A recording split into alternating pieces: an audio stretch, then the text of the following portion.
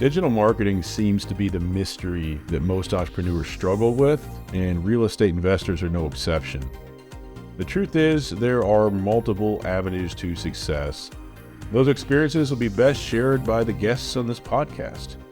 My name is Jason Wright, and I would like to welcome you to Real Estate Investor Marketing Stories.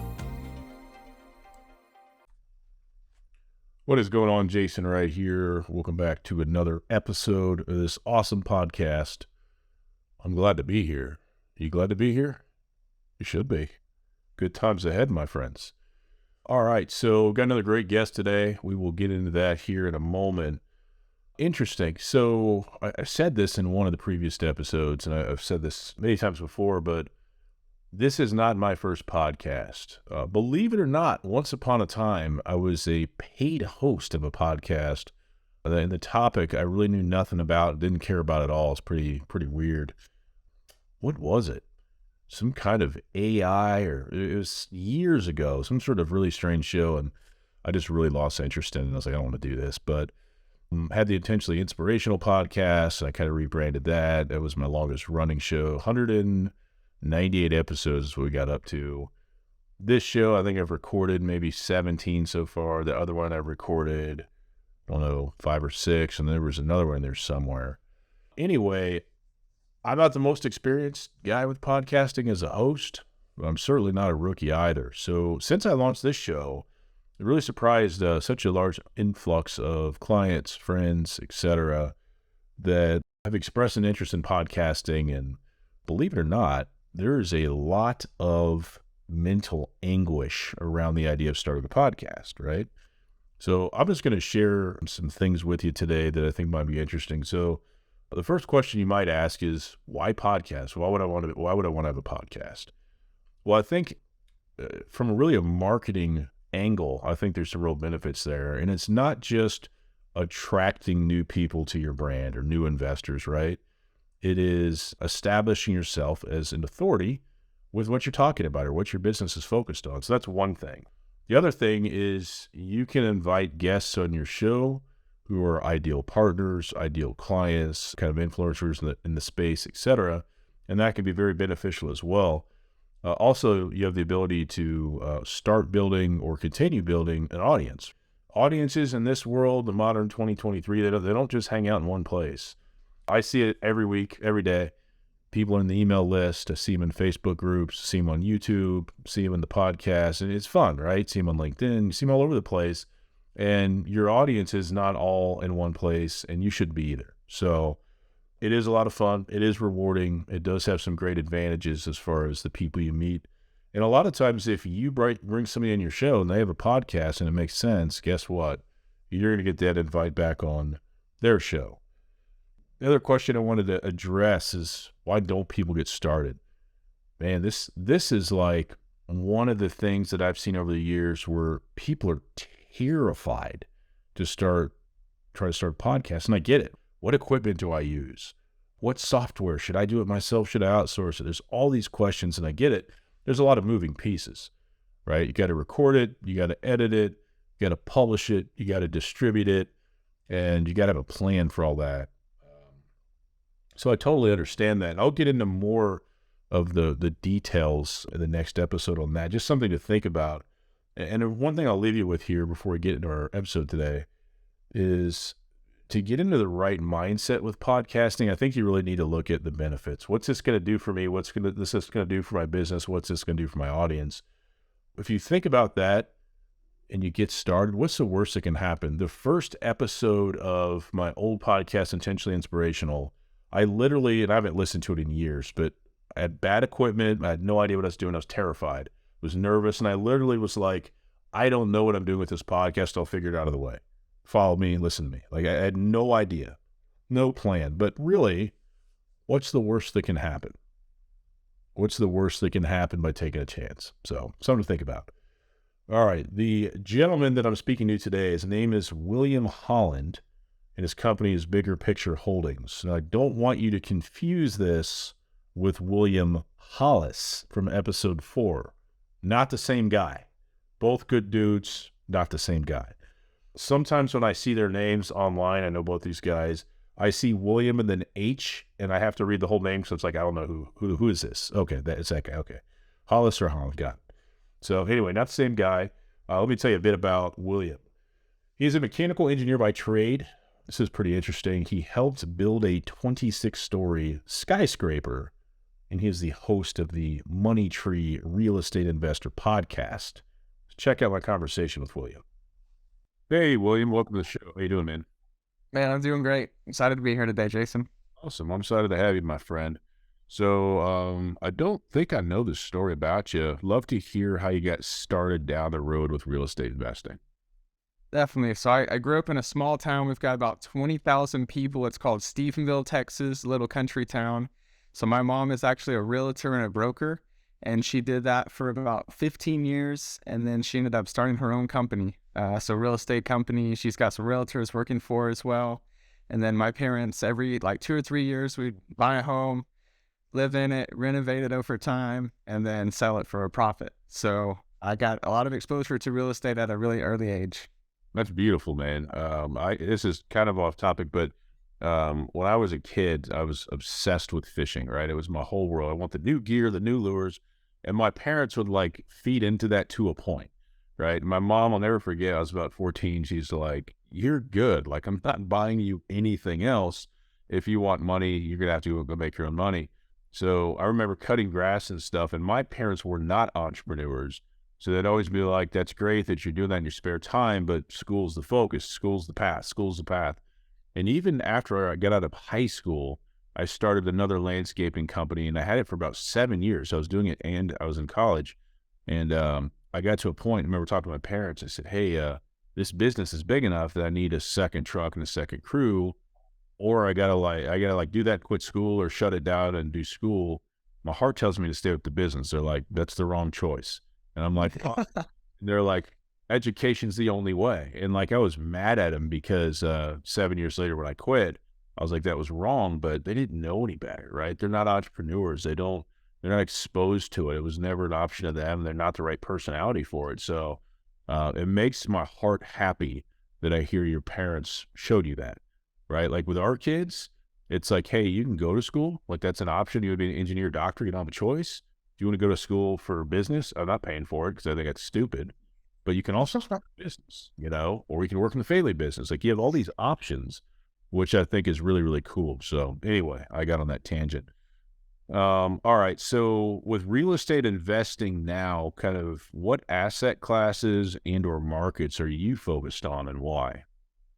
Definitely, yeah. So I read a lot of different reports. You've got Marcus and Millichap, JLL, CBRE, all those guys publish quarterly and annual reports. Yep. So I'm focused on multifamily apartments. So properties that are already cash flowing, and got to partner on a deal last year, 170 units in Atlanta, Georgia. So that is a top 8 MSA. When you take into account people moving into the area, price of rents, rent increases, landlord-friendly laws. But I live in Dallas, Texas, and so 2023 and beyond, that's going to be my primary focus. It's a top 10 market as well for multifamily. So is MSA, does that stand for like market, or what does that stand for? Metropolitan Statistical Area. I've heard that. Okay, that makes sense. Very cool. So yeah, it seems like a lot of people in this game that like multifamily love like the area you're at, right? They love the South, they love Texas. Once in a while, I'll find somebody that's got like another focus that's like way out of the ordinary, but I think there's a reason for what you're focused on. I mean, there's a lot of the jobs and there's a lot of things that really matter for that. So very cool. Makes sense. True. All right. So what simple marketing strategies and tactics have kind of initially helped you get traction with what you're doing? What's worked for you so far? The biggest thing, honestly, Jason, is consistency in whatever you choose. Yeah. So my focus was to start with LinkedIn. Yep. And I've since remade a Facebook account as well. Haven't focused on that too much, but I've chosen LinkedIn, and then got to work with you as well. Built out a ActiveCampaign funnel. And I also started a podcast called the Money Tree Real Estate Investor Podcast. So that's helped me to continue to get my brand out there, and also learn a lot of cool stories and different ideas from people across the nation. Yep. who are also in real estate. Yeah, I'll agree with you, man. Consistency is everything. You know, I always think of the working out analogy, which I thought I was going to maybe get back in the gym today, maybe not. But Oh, even you if got to get back in there, man. I know, even if the workout's not great, right? If I do it 3 times a week for 8 to 10 weeks, I'm going to look different than I do now. There's no way around it.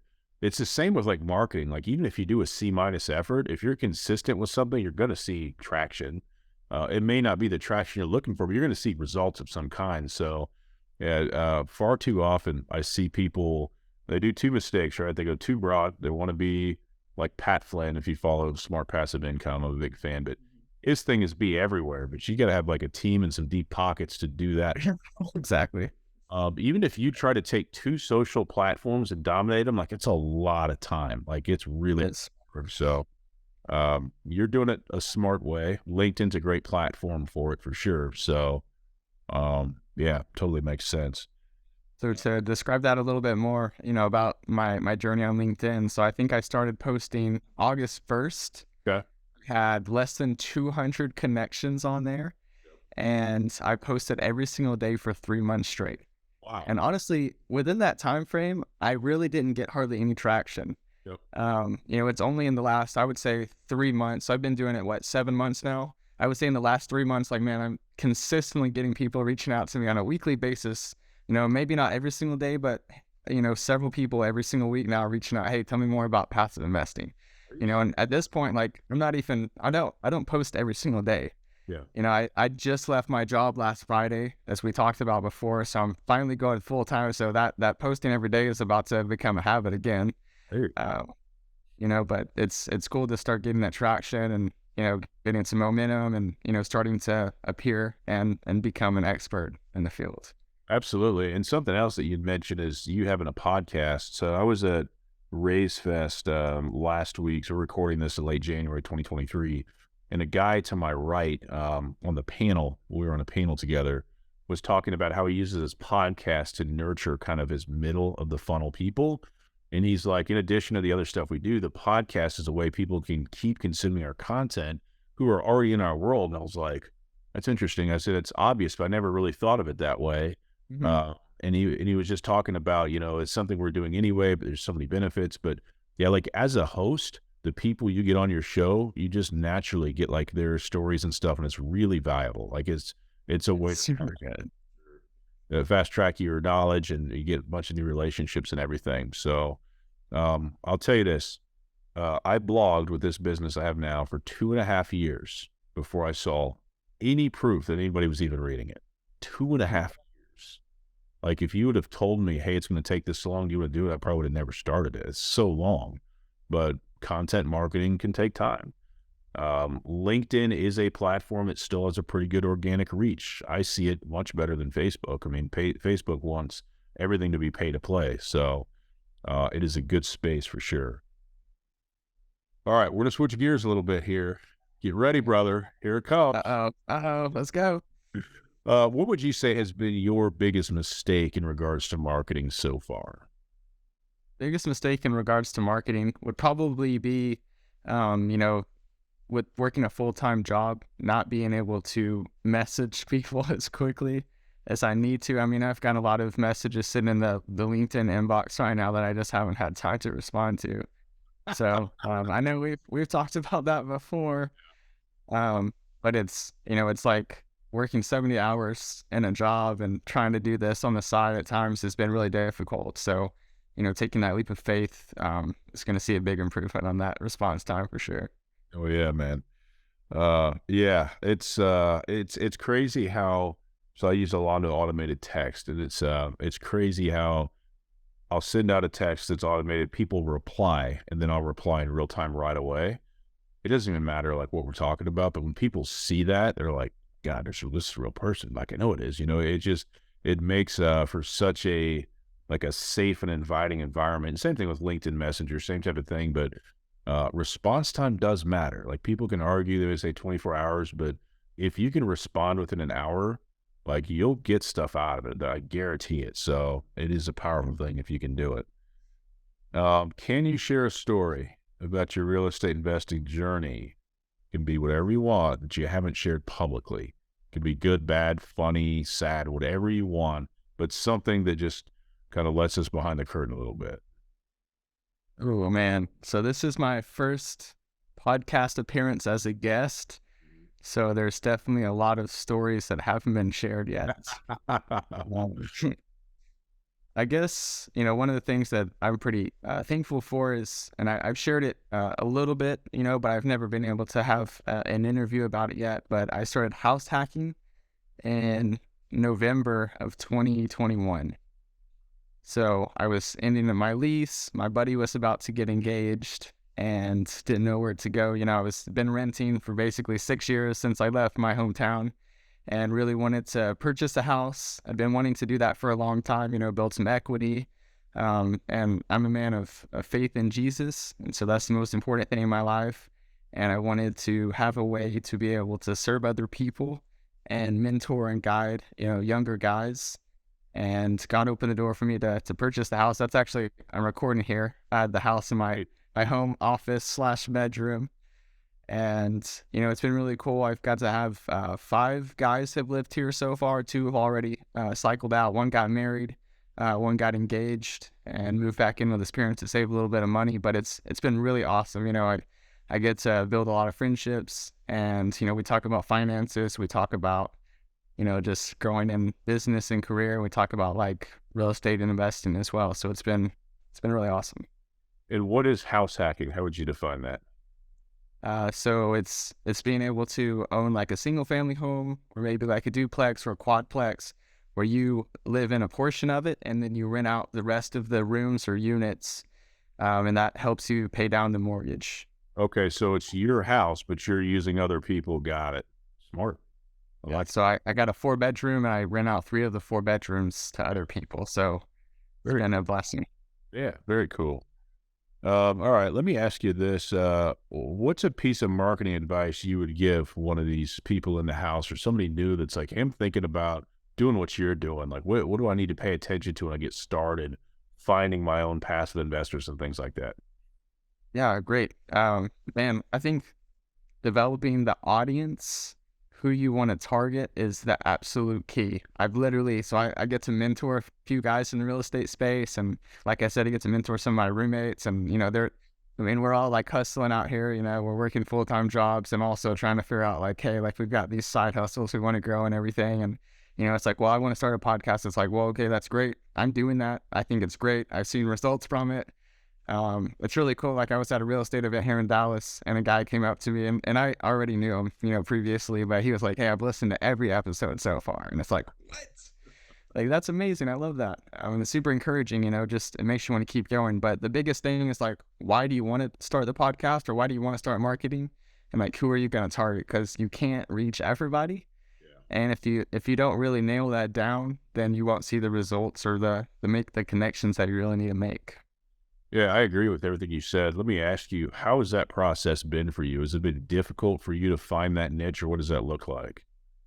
So it really hasn't. I thought very carefully, and if you would get on my LinkedIn profile, I've got like, I'm a believer in Jesus. I'm a mechanical engineer. I'm a Texas A&M Aggie, so like those are 3 things those are a part of who I am, and those are my target audiences. So first and foremost, like I pitch to like Christians, and like that's my real target audience is believers, so everything that I post on social media, everything that I talk about, like that's who I am. And, some people don't like that. And like, I'm not here to like throw that in your face, but the people that do like that very much appreciate it. And like that builds like natural rapport. Yeah. Well, it's interesting. And I asked the question because my own experience with finding my audience, and obviously I'm in a different business than you, is pretty hard actually. For me, being in digital marketing, like I would used to anybody who would pay me, hey, I'll work in MailChimp. I'll do whatever you want to, if I don't know how to do it, I'll figure it out. And then, what you start to realize is like, man, you're like a C- in every area because it's too broad. Like you're working with too many people. And, I think as humans, we have this natural inclination to want to like please everybody or not offend anybody or repel anybody. But like with marketing, it's actually, if you do it right, you're actually going to, attract certain people very strongly and repel other people very strongly. It's called polarity, and that's perfectly fine, right? So for me, it's been a journey of not being married to my ideas and being aware of what's going on around me in pivoting where opportunities make sense. Hey, is this in alignment with what we want to do and what we're good at? Does this make sense? And it could be a really good move. Like when we started working specifically with capital raisers last January, kind of scary. Because I told my wife, it was like, there's two outcomes that I see being possible. One is we're not going to have enough work to even maintain what we have because I don't really know what the demand is. And the other is it could be great and it could blow up the company. And option two is what happened. Nice. We didn't know, you know what I mean? So it's really interesting, but like now, like even this podcast is the audience is going to be active and passive investors. Like I know who I'm speaking to. I know what language and what people to put in that circle. So it makes a big difference. So all that to say, yeah, know who you're talking to is great advice for sure. All right. So we are in January of 2023. You just quit your job. 3 days ago. Tell me about it. How's that feel? It feels great, man. It was very scary at first. There was conversations that I had to have with senior executive leadership with my company, and I greatly respect those guys. I love the company and I loved what I did. Yep. And, I got full support from them. I was able to stay there. I gave a 3-week notice. So a little bit out of the ordinary, but, allowed me to just be able to pass everything off really well.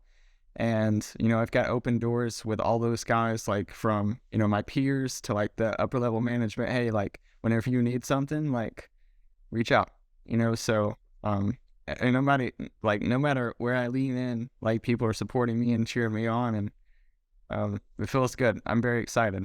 Awesome. So what are you going to do with your business with all that time? Like how is this week going to be different than last week for you in that regard? This week is a lot different already. So this is my first time being a guest on a podcast. I've got another one as a guest tomorrow and another one Wednesday. My goal is to be a guest on a minimum of 50 podcasts this year.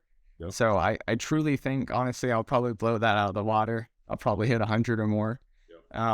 And then also, I've got 3 or 4 investor phone calls today. I've got 1 or 2 more tomorrow. So it's like, Monday, Tuesday, investor phone calls. Thursday, Friday, I'll have like 5 podcast recordings for my own podcast. And then, in the mornings, reading books, podcasting, listening to other podcasts, and then just networking, with potential partners. And I've been doing all these things for a while. It's just now I'll have more time to be more intentional. I like it. Gas pedal down, brother. Gas pedal down. So the kind of the next question I was going to ask you is like, we're in January of 2023, like I mentioned, beyond even the short term, what we just talked about, what are you focused on, the big goals for this year, besides getting on, 50 or 100 podcasts? What else are you hoping to do this year goal wise? Definitely. So last year got to close on a $19.5 million apartment complex with some partners. Great deal. It's already, cash flowing and producing a profit. I got my first check from real estate recently, and it was really cool. You mentioned lawn mowing, so I feel like there's so many people in this space that did that as a kid as well. So I did that for a very long time, for about a decade. The same day that I got my check for real estate, my first big one, I sold my 0-turn Hustler lawnmower to my dad. Yep. And so that was kind of like, man, like I'm going all in on this. So this year I want to close on 1 or 2 more deals, probably around that price range, maybe 150 to 200 units. Mm-hmm. And I also want to raise $1 million in capital from retail investors this year. Awesome, man. That's really good stuff. If anybody watching or listening would like to learn more about you or what you're doing, how could they do so? Definitely. So I'm on LinkedIn, and I'll send you all the links to all these things so you can provide them in the detail of the video. But I'm on LinkedIn, I'm on Facebook. You can go listen to my podcast, the Money Tree Real Estate Investor Podcast. I know we'll have you on as a guest pretty soon, and very excited about that. Yep. And, I've also got a cool website, so check that out as well. Yep. Sounds good, man. Well, thank you so much for coming on the show. I really enjoyed it. I did too. Yeah, it was a lot of fun. Thank you for listening to this episode of the show. I had a great time making it, and I hope you really enjoyed yourself listening to it. If you want to keep up with all things Real Estate Investor Marketing Stories podcast related, I encourage you strongly to go to reimarketingstories.com and signing up for our podcast newsletter. We will simply keep you up to date with what's going on at the show, new episodes, and things like that. reimarketingstories.com. So hopefully today's episode and the other episodes that you'll listen to will remind you that as a real estate investor, everybody starts at the beginning, okay? Our guest today and the other guests that you will hear on this show will share their real story, right? They'll tell you what worked, what didn't work. And I want you to remember one thing, if you remember nothing else today. It's possible for you too, okay? Never stop going and keep following your passion. Finally, today's show has been brought to you by capitalraisingautomations.com. If you're an active capital raiser and you are ready to learn the 3 areas that are holding you back from raising more capital, I strongly suggest you check out capitalraisingautomations.com. Check out our free 10-minute video there, and you let me know if it doesn't provide you value. I'm sure it will. All right, thanks again for listening to the show this week. Hope to see you next time. Take care.